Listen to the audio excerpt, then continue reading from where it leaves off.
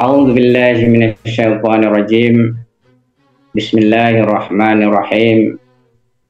Assalamualaikum warahmatullahi wabarakatuh.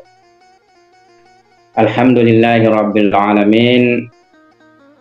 Bari'ul khalaiqi ajma'in. Wassalatu wassalamu ala asyrafil anbiya'i wal mursalin. Habibi qulubina wa habibi ilahil alamin. Abul Qasim Muhammad sallallahu alaihi wa alihi tayyibin at-tahirin wa ashabil mayamin al-muntajabin. Pemirsa Safina TV yang dirahmati Allah Subhanahu wa taala, alhamdulillah pada hari ini Al-Hakir diundang untuk membawakan tausiah yang berhubungan dengan puasa. Ya, kita memang berada pada bulan suci Ramadan. Pada momen ini saya akan membawakan satu tema, yaitu puasa dan penyucian jiwa. Di dalam Al-Quran kita akan membaca ayat suci A'udzubillahi minasyaitonirrajim. Qad aflaha man zakkaha wa qad khaba man dassaha. Sungguh beruntung orang yang menyucikan dirinya, dan sungguh merugi orang yang mengotorinya. Dalam tazkiyah dan penyucian diri diperlukan diam, menutup mata, menutup telinga, menutup bahkan khayal kita, selain mencegah tubuh jasad kita ini dari hal-hal yang bisa membawa pada kerugian bagi jiwa. Puasa di bulan Ramadan merupakan pintu lebar yang dibuka Allah Subhanahu wa taala untuk membersihkan dan menyucikan diri. Ya, jadi puasa ini juga memang mempunyai peran untuk penyucian diri. Kita bisa temukan dalam sebuah riwayat dari Nabi mulia sallallahu alaihi wasallam, beliau berkata, ya, likulli syai'in zakatun wa zakatul abdan asyam. Segala sesuatu punya zakat, dan zakatnya badan-badan adalah puasa. Jadi harta ada zakatnya, ya. Kecantikan itu ada zakatnya. Apa zakatnya kecantikan? Ya, yaitu iffah. Apa zakatnya ilmu? Ilmu juga ada zakatnya, yaitu mengajarkannya. Jadi sebenarnya segala sesuatu itu punya zakat. Nah, zakat sendiri dari segi bahasa itu mempunyai minimal yang kita bisa istilahnya lihat dua makna. Satu yaitu penyucian, yang lainnya adalah penumbuhan. Tapi di sini ada korelasinya, yaitu kalau misalnya harta ini kita sucikan dia, kita keluarkan zakatnya, kita sucikan dia, maka dia akan mendapatkan pertumbuhan. Ya, olehnya itu kita berpuasa, yakni menyucikan badan kita. Kalau kita sucikan badan kita ini, nanti dia akan tumbuh, ya. Pada badan kita ini daging, tulang, darah dan lainnya yang baik, ya. Seperti demikian. Sebab pada dasarnya ada hubungan antara nafs dengan badan, ya. Sebagaimana di dalam filsafat hikmah muta'aliyah itu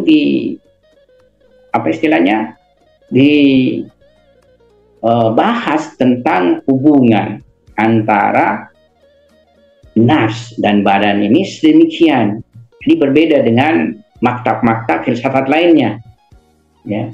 Kalau maktab filsafat lainnya karena penciptaan nafs dan penciptaan badan itu terpisah, ya agak berat menjelaskan bagaimana suatu maujud yang terpisah ini kemudian tersatukan, lantas mempunyai hubungan sedemikian eratnya, ya bahkan tidak bisa kita katakan terpisah satu dengan yang lainnya.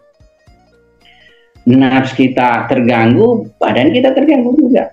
Apabila badan kita terganggu juga, itu punya pengaruh terhadap nafs kita. Kalau kita sakit, kita akan berat beribadah, malas beribadah, dan lain sebagainya.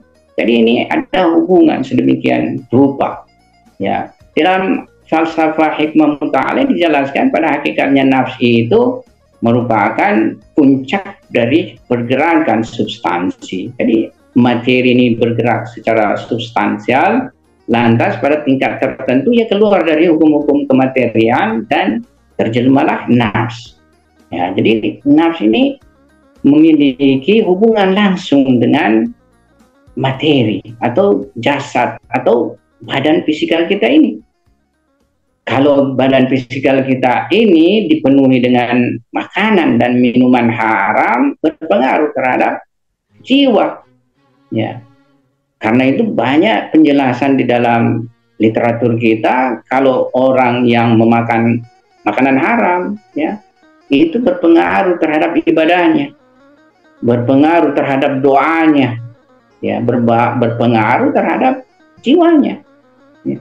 Oleh sebab itu puasa pada dasarnya adalah menyucikan jiwa. Meskipun penjelasannya di dalam riwayat badan, tapi kan bukan badan yang mau dibersihkan. Kalau mau badan dibersihkan kan mandi, ya. Sebagaimana misalnya kalau kita wudu, ya, wudu itu kita melakukan pekerjaan yang fisik, mengambil air, membasuh muka, membasuh kedua tangan, mengusap kepala, ya, mengusap kedua kaki.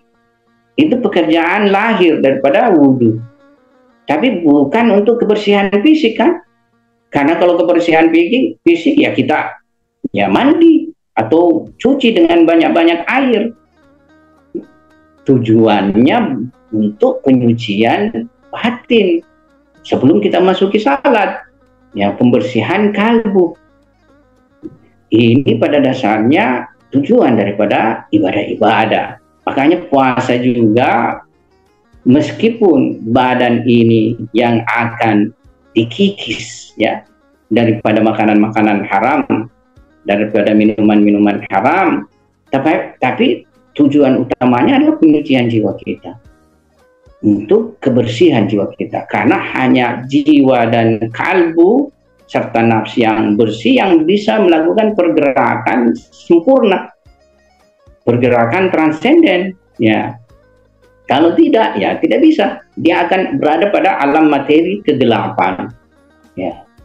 Oleh karena itu di bulan ini, ya, bulan suci Ramadan ini, seorang hamba ditempah oleh Tuhan, ya, di mana ditempa jiwanya untuk menahan sesuatu yang halal, ya, makanan yang ada di rumah, minuman yang ada di rumah, kalau punya istri ada istri di rumah, semua halal, ya, di hari-hari yang lain. Tapi pada bulan suci Ramadan ini menjadi tidak boleh dikonsumsi, harus ditahan nafs.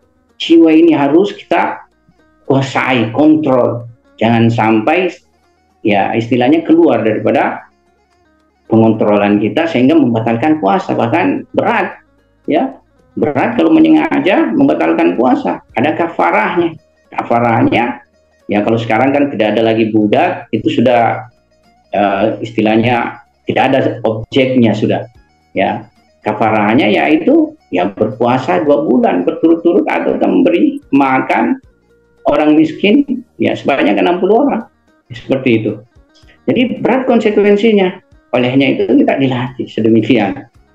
Ya, bulan suci Ramadan ini tujuannya untuk menempa jiwa kita supaya ketika selesai bulan suci Ramadan ini, kita yang halal pun pada bulan suci tidak boleh lakukan, ya tentu ya apalagi yang haram. Makanya setelah bulan suci Ramadan yang haram lagi jangan kita sentuh lagi. Jangan kita terjebak dan terjatuh melakukan lagi.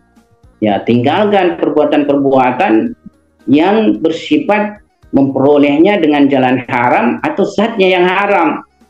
Kalau zatnya yang haram biasanya kita ya tidak mau. Kalau kita tahu misalnya sesuatu itu makanan mengandung babi, serta-merta kita ribut, tidak mau melakukannya. Minuman itu mengandung misalnya yang haram, ya segera kita tidak mau ya mengkonsumsinya. Tapi di sini perlu ketelitian, ya, perlu ketelitian, perlu memahami benar-benar masalah makanan dan minuman yang haram itu. Karena tidak jarang misalnya ada hal-hal yang di dalam fikih kita itu ya termuat, misalnya di dalam barang-barang tersebut yang dijual, ya. Kita misalnya dalam fikih Ahlul Bait itu ya tidak boleh memakan ikan yang tak bersisik, tidak boleh makan cumi-cumi, tidak boleh makan kepiting, tidak boleh makan kerang-kerangan. Tapi kan boleh saja misalnya sebuah makanan mempunyai kandungan seperti itu. Jadi kita harus juga teliti dalam hal ini. Ya. Demikian pula minuman, ya kita harus teliti supaya kita tidak terjatuh mengkonsumsinya apa yang tidak boleh dalam fikih Ahlul Bait. Ya, terlebih lagi yang haram, kan seperti itu. Ya, terlebih lagi. Jadi begini, ada dua sebenarnya sesuatu itu menjadi haram untuk dikonsumsi bagi kita. Pertama karena zatnya, yang kedua karena perolehannya. Karena zatnya biasanya ini kita sangat perhatian, tetapi kalau perolehannya ini ya sangat disayangkan. Ya, fenomena kehidupan masyarakat kita ini sangat istilahnya menggampangkan dan memudahkan. Padahal kalau kita perolehannya juga haram, sama juga seperti kalau zatnya itu haram kita makan, kedua-duanya merusak nafsu kita, kedua-duanya merusak jiwa kita, kedua-duanya merusak kalbu kita, sehingga kita ini tidak bisa mendapatkan kesempurnaan yang mesti dicapai oleh insani, oleh manusia. Kesempurnaan manusia kan diciptakan untuk jadi khalifah Tuhan. Khalifah Tuhan bukan dalam artian manusia yang rusak. Khalifah Tuhan adalah manusia yang mempunyai kesempurnaan dari sifat-sifat ilahiyah. Ya, dalam riwayat dijelaskan tahallaku bi akhlaqillah.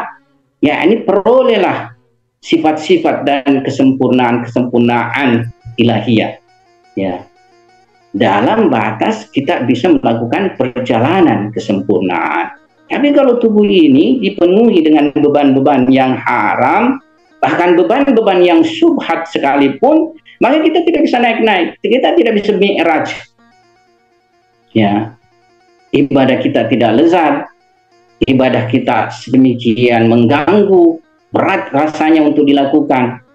Ya, akhlak kita menjadi buruk, kehidupan rumah tangga kita ya tidak nyaman, tidak bahagia. Itu semua karena ada faktor pengaruh daripada makanan dan minuman haram yang dikonsumsi oleh kita. Ya, menarik ada satu dari Rumi berkata, katupkan bibirmu, tutup telingamu, dan pejamkan matamu. Bila engkau tak menyaksikan sir daripada hak Subhanahu wa Ta'ala, maka tertawakanlah kami. Ya, jadi di sini sebenarnya kalau kita lihat itu sudah lebih tinggi.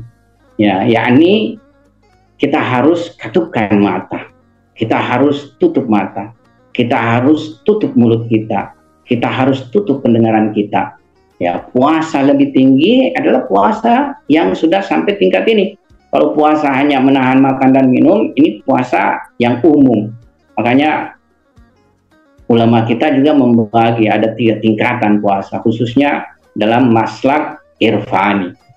Ada puasa awam, yaitu mencegah dirinya dari 9 perkara yang akan membatalkan puasa. Ada puasanya khas, orang khusus, yaitu mempuasakan ya dimensi-dimensi indrawi serta dimensi khayal. Ya, kalau puasanya khusus lagi, yang paling tinggi ya puasanya itu tidak perhatian selain kepada Allah Subhanahu wa Ta'ala. Jadi seluruh jiwanya, seluruh kalbunya, seluruh nafsunya hanya perhatian kepada Allah Subhanahu wa Ta'ala. Selain Allah Subhanahu wa Ta'ala, segala yang lainnya haram diperhatikan. Ya, kalau kita Ya, pada bulan suci ini saya pikir ada momen kita meningkatkan kualitas puasa kita. Jangan misalnya seperti tahun-tahun sebelumnya hanya menahan lapar, minum, menahan untuk ya masalah biologis dan lainnya. Ya, tingkatkan puasa pada dimensi menjaga penglihatan, menjaga pendengaran, menjaga lisan. Yang ini pun menurut Rumi tadi akan mengantar kita menyaksikan sir, menyaksikan rahasia, menyaksikan ketunggalan, menyaksikan tauhid. Ya, jadi sudah beranjak dari pengetahuan husuli tauhid menuju kepada pengetahuan huduri tauhid. Dan ini adalah satu bentuk pengetahuan lebih lezat, lebih nikmat ketimbang pengetahuan husuli. Jadi kita ini harus meningkatkan kualitas puasa kita dengan penyucian nafs, penyucian diri. Tidak ada jalan lain. Ya, kalau ingin menjadi manusia, ingin terjelma sebagai wujud dan rupa manusia di alam barzah dan di akhirat kelak, haruslah kita melakukan penyucian diri. Ya, kada aflaha man zakkaha wa kada khaba man dassaha. Sungguh beruntung orang yang menyucikan dirinya sehingga ia nanti akan terjelma sebagai rupa manusia, dan sungguh merugi orang yang mengotori jiwanya. Nanti dia terjelma tidak seperti rupa manusia yang asli. Ada rupa yang bercampur dengan rupa manusia sesuai dengan kotoran jiwanya yang melaka pada dirinya. Jadi sifat-sifat ini nanti akan menjelma pada wujud dan rupa misali kita, rupa barzahi kita dan rupa ukhrawi kita. Ya, bisa saja nanti tidak lagi dalam satu bentuk rupa seperti rupa kita sekarang ini adalah rupa manusia, tapi bisa saja di akhirat nanti atau di alam barzah nanti rupa manusia yang bergabung, ada rupa kekeraan, ada rupa kebabian, ada rupa kegajahan misalnya, kan sangat jelek. Kalau kita sekarang ini masuk hutan, kita yang paling gagah, kita yang paling cantik kan. Tetapi kalau sudah terjelma sedemikian rupa, kita punya rupa nanti karena mengotori jiwa kita, ya kita paling jeleknya.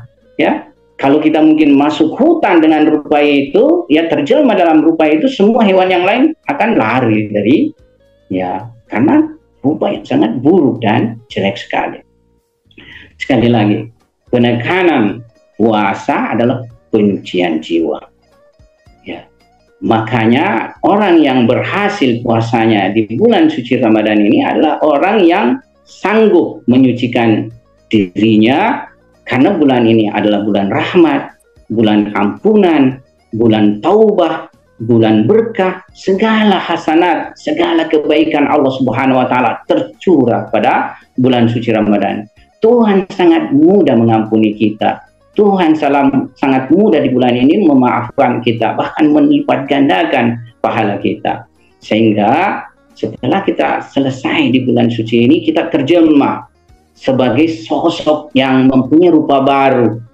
Ya, mungkin karena 11 bulan ini kita lalai, kita mengkonsumsi yang halal kah, yang haram kah, ya hasil korupsi, hasil sogok menyogok, hasil riba, hasil judi, dan berbagainya, atau zat-zatnya yang haram ini dikonsumsi, sehingga rupa kita terbentuk sangat menakutkan sekali. Nah, pada bulan suci Ramadan ini kita tempa diri kita bersihkan diri kita, ya, dengan hanya mengkonsumsi barang halal ketika berbuka puasa, ya, dan ketika siang menahan, baik yang halal kita tahan pun, insya Allah setelah bulan suci Ramadan ini kita mempunyai wajah yang lebih rupawan. Hilang itu berkas-berkas rupa-rupa yang buruk membentuk diri kita 11 bulan sebelumnya. Saya pikir ini yang saya bisa sampaikan pada momen hari ini di bulan suci Ramadan. Semoga ada manfaatnya bagi semua pemirsa, khususnya pemirsa Safina TV yang dimuliakan dan dirahmati Allah Subhanahu wa taala. Sekian, wabillahi taufiq wal hidayah. Assalamualaikum warahmatullahi wabarakatuh.